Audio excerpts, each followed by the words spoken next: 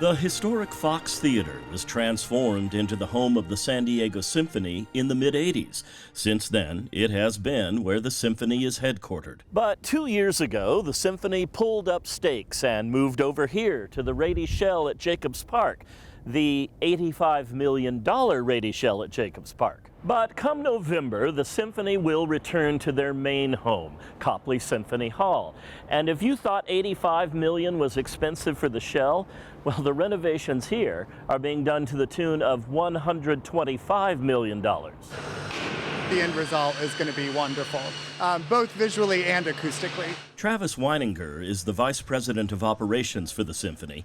If you want to know anything about the changes happening inside this magnificent space, he's the guy with the answers about nearly everything, from what kinds of modernization and improvements that you'll see to those you won't. Bringing the rear wall of the hall in by about 8 rows of seats. We had a really deep balcony overhang before, and acoustically, those seats all the way in the back of that balcony under balcony level weren't that great. Each row of seats that remains under the balcony will be stepped up as you go back to improve lines of sight. Another change improves aesthetics and sound. Removing a valance, a wall that used to cut off the top of the proscenium.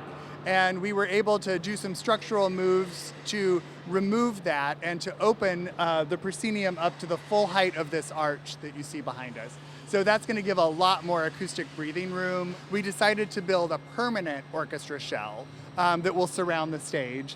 And that allows us now around the stage to have a choral terrace level. As its name suggests, the choral terrace will allow large choirs to sing with the orchestra, and when no chorus is involved, it will be opened up to audience seating. 20 acoustic tuning pieces will be installed above the orchestra, allowing for custom acoustic tuning for different performances.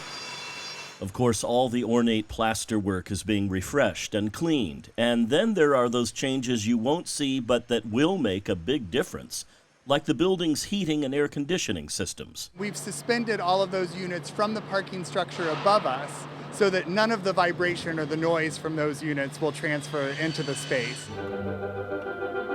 A renovated symphony hall and a spectacular outdoor venue with the Rady Shell. You'd think that would make the San Diego Symphony a very attractive orchestra for the world's top musicians.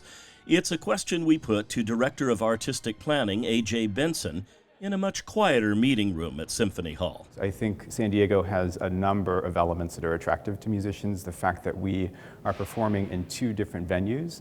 We have great soloists and collaborators that we work with.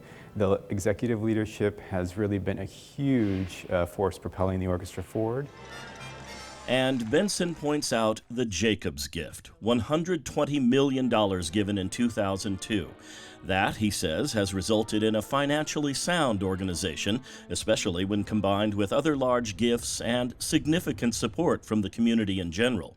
Now, Benson, along with symphony leadership, look to the future. We want to have people feel like it's comfortable, it's safe, it's welcoming, it's warm in this new acoustic, in this environment. So, I think there's a real element of, top shelf, incredible music making, great artistry happening right at everyone's doorstep. You don't have to go to LA. You don't have to go to New York City. There's a lot happening right here. And soon, happening in a concert hall that will take its place among the finest in the world.